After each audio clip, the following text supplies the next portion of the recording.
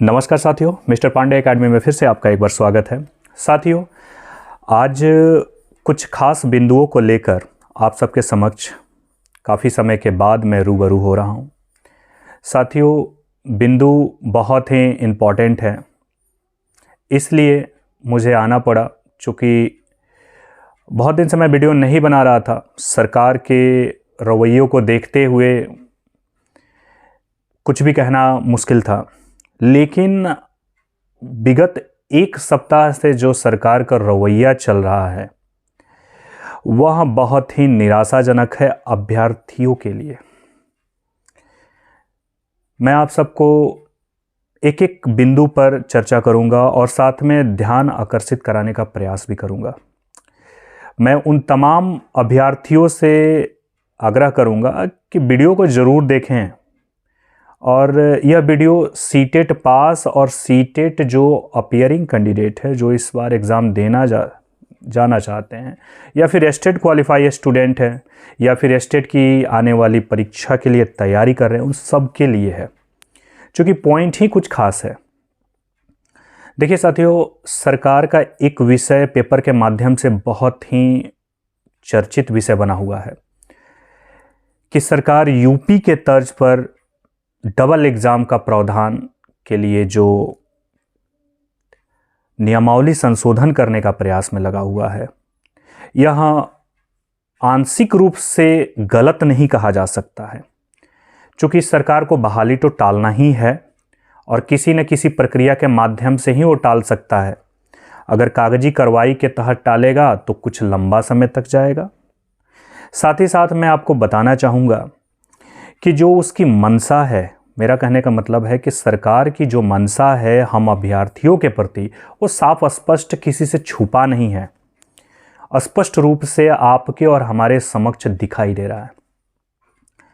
साथियों, जिस तरीके से सरकार का कहना है कि बीपीएससी के माध्यम से या फिर किसी अन्य जो भी हमारे एग्ज़ाम कंडक्ट कराते हैं एजेंसी, उनके माध्यम से शिक्षकों की बहाली प्रधानाध्यापक और प्रधान शिक्षक के तर्ज पर की जाएगी। मेरे साथियों, थोड़ा इस पॉइंट को समझने का प्रयास कीजिएगा। मैं वीडियो बनाने का सिर्फ एक मकसद के लिए आया हूं कि आप सबको इस पॉइंट के बारे में मार्गदर्शन कर सकूं। अगर कहीं भी त्रुटि मेरे द्वारा होती है तो कमेंट के माध्यम से ज़रूर बताइएगा। पूरे एनालाइज करने के बाद मैं इस पॉइंट को आपको समक्ष रखने का प्रयास कर रहा हूं। साथियों, सबसे पहली बात, प्रधानाध्यापक शिक्षक के तहत। साथियों, एक पॉइंट मैं बताना चाहूँगा। जैसे इन्होंने कहा कि बीपीएससी के तहत बहाली की प्रक्रिया संपन्न की जाएगी। बिल्कुल, आप बीपीएससी से कराइए, चाहे आईएएस लेवल से करवाइए, शिक्षक अभ्यर्थी काबिलियत रखते हैं, कहीं भी क्वालिफाई हो जाएंगे। लेकिन जो इनकी मंशा है ये नकारात्मक है। अब मंशा में क्या क्या है? पहला पॉइंट, प्रधानाध्यापक की सैलरी की जो बात कर जा रही है। देखिए, हम शिक्षकों की सबसे मूल बिंदु सैलरी ही है और यह एक बहुत ही व्यापक आंदोलन के तरफ इशारा पहले भी कर चुका है, आगे भी करेगा। इससे नज़रअंदाज नहीं किया जा सकता है। देखिए, शिक्षक अपने तन मन और जो भी उनके पास धन रहता है उससे पूरे तत्परता के साथ विद्यालय में जाते हैं, पढ़ाते हैं। लेकिन सरकार का जो रवैया है शिक्षक को सिर्फ पेट को पालने की, यह बहुत ही निंदनीय है। जैसे यूपी के तर्ज पर यह बीपीएससी के माध्यम से डबल एग्जाम लेना चाहते हैं, तो बिल्कुल यूपी के तर्ज पर सैलरी भी देना चाहिए। मैं सबको यहां स्पष्ट कहना चाहता हूं, एग्जाम से हमें डरना नहीं है। हमारा आंदोलन बिल्कुल इस मुद्दे पर नहीं होना चाहिए कि एग्जाम नहीं हो, बिल्कुल होना चाहिए, लेकिन सैलरी होनी चाहिए। वो अगर वो सैलरी नहीं देते हैं सरकार, तो फिर यह एग्जाम हमारे लिए नहीं, हमारे आने वाले पीढ़ी के लिए भी खतरनाक साबित है। अब कैसे, इस पॉइंट को देखते हैं हम लोग। देखिए साथियों, अभी फिलहाल जो हमारे पे स्केल की बात की जा रही है, एक एक पॉइंट को मैं दिखाना चाहता हूं जो एनालाइज मैंने किया है और सरकार किस तरह से भ्रमित करेंगे, इन सब बिंदुओं को मैं आपके जिक्र में लाऊंगा। थोड़ा सा देखिए, जो मैं एनालाइज लेके बैठा हुआ, प्रधान शिक्षक की जो बहाली हुई है वह 30,000 रुपये मंथली पर की गई है। अब मुझे यह समझ में नहीं आ रहा है कि ये पे स्केल जो है ना ही पे 4 में है न पे 5 में है। इन्होंने जो पे स्केल लगाया है इसका कोई सरकारी डाटा में जिक्र ही नहीं है कि कौन से तर्ज पे इन्होंने इसका पे स्केल लगाया। सेंट्रल गवर्नमेंट की बात कर दें या फिर स्टेट गवर्नमेंट की जो बात कर दें, जो पे स्केल लागू किया जाता है हर एक कर्मचारी के लिए, इसमें कोई डाटा का जिक्र नहीं है। ठीक इसी तरीके से प्रधानाध्यापक के लिए 35,000 का एक जिक्र किया गया। मैं आप सबके समक्ष ये पूछना चाहता हूं कि अभी फ़िलहाल 1 to 5 के लिए सैलरी क्या मिल रहा है। देखिए साथियों, आपको यह ज़रूर थोड़ा समय में लगेगा कि अभी बहाली की ज़रूरत है, सैलरी की ज़रूरत नहीं। मेरे साथियों एक बात बता देता हूं, जोड़ का तोड़ अभी ही हो सकता है। स्पष्ट बात है, बाद में कुछ नहीं होता है। बाद में कभी भी ना कुछ हुआ है ना आगे कुछ होगा। इसका जीता जागता एग्जाम्पल है जो पुराने शिक्षक नियुक्त हो चुके हैं, जो भी सिलसिलावार चलते हुए आया हुआ है, उनकी हम बात कर रहे हैं। सबने मांग किया, सबने कोशिश किया, लेकिन उनकी जेन्युइन सैलरी उनके अभी तक नहीं दी जा रही है। अब देखिए, ट्रेंड शिक्षक को बहाल किया जा रहा है, 2 साल तक ऑन ट्रेंड का सैलरी दिया जा रहा है। मतलब क्या बनता है? कहीं ना कहीं बलगड़ाने का काम किया जा रहा है, शिक्षक अभ्यर्थियों को बेवकूफ़ समझा जा रहा है। ठीक इसी तरह से ये भी बेवकूफ़ी भरा काम होगा, देखते चलिएगा। सैलरी में कोई चेंजिंग नहीं होगा, बस आपको ऊपर एक एग्ज़ाम थोप दिया जाएगा। किस लिए? चुनाव तक यह बहाली चली जाए, इसलिए एग्ज़ाम थोपा जाएगा। कहा जाएगा कि हम सुयोग्य टीचर की खोज कर रहे हैं। सुयोग्य टीचर की खोज करना सरकार की पहली प्राथमिकता है। बिल्कुल, उसके लिए हम लोग रेडी हैं, लेकिन सुयोग्य सैलरी देना किसका काम है? सुयोग्य सैलरी देना सरकार का काम नहीं है। सिर्फ सुयोग्य टीचर ही चाहिए। अभी जो टीचर स्कूल में पढ़ा रहे हैं, सरकार का कहने का मतलब है कि वो सुयोग्य नहीं है, क्योंकि उन्होंने बीपीएससी के थ्रू एग्ज़ाम क्वालिफाई करके नहीं आए हैं।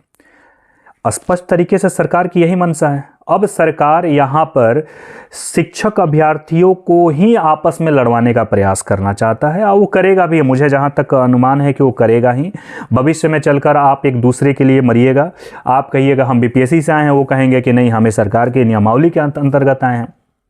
वो बोलेंगे कि नहीं हम ये सैलरी देंगे। देखिए, इसमें फूट डालो और राज करो का अभियान जरूर लागू होगा, और यह अभ्यर्थियों को ये सोचने का विषय है।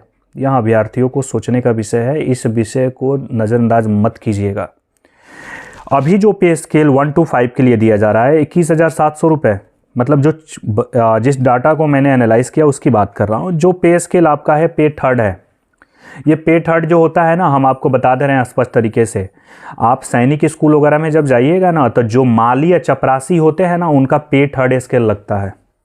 उनको 21,700 रुपये सैलरी मिलती हैं।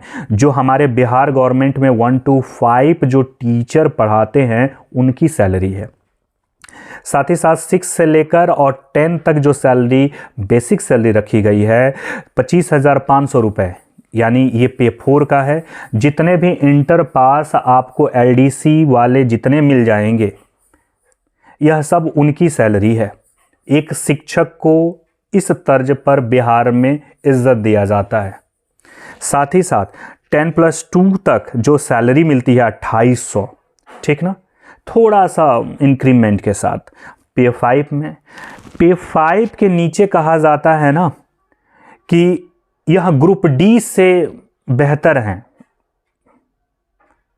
लेकिन ग्रुप बी में नहीं है।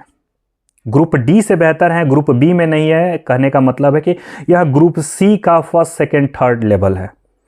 ग्रुप सी लेवल आप समझ सकते हैं।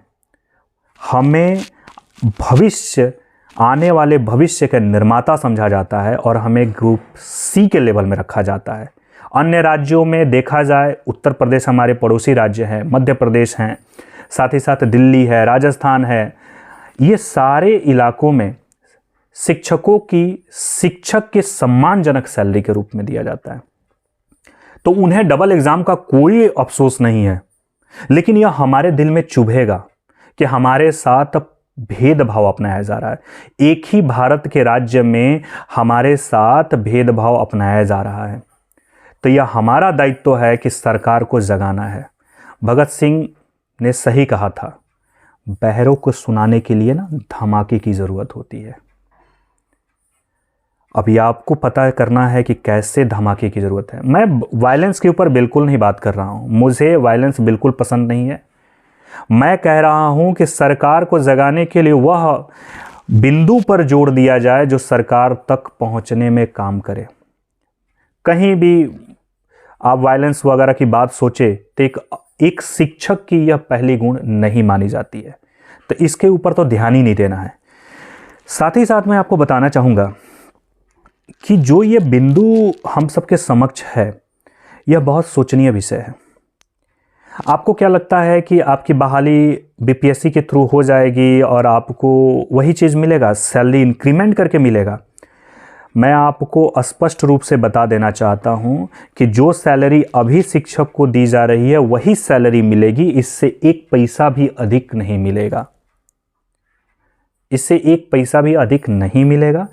अब आप अनुमान इससे ही लगा सकते हैं कि प्रधानाध्यापक और प्रधान शिक्षक की सैलरी किस तरीके से सरकार ने लगाई है, और उसी को ध्यान में रखते हुए 1 to 5, 6 to 8, 9 से लेकर आपको 10 तक, फिर आपको बता रहे हैं 11, 12 की बात कर रहे हैं, उसी तर्ज पर सैलरी रखी जाएगी।